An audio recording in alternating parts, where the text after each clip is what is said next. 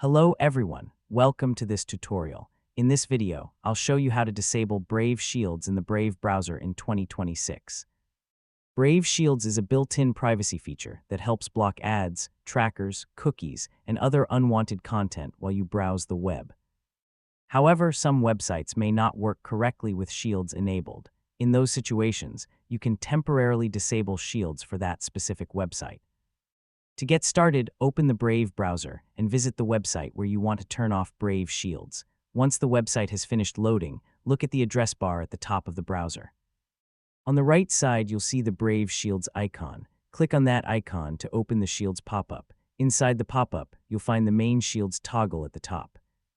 Click this toggle to switch Shields from on to off. After turning it off, the website may ask you to refresh the page. If that happens, simply reload the page so the changes can take effect.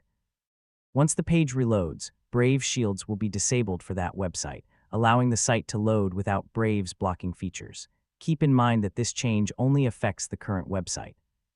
Brave Shields will remain enabled for all other websites you visit, so your browsing protection continues everywhere else unless you choose to disable it individually.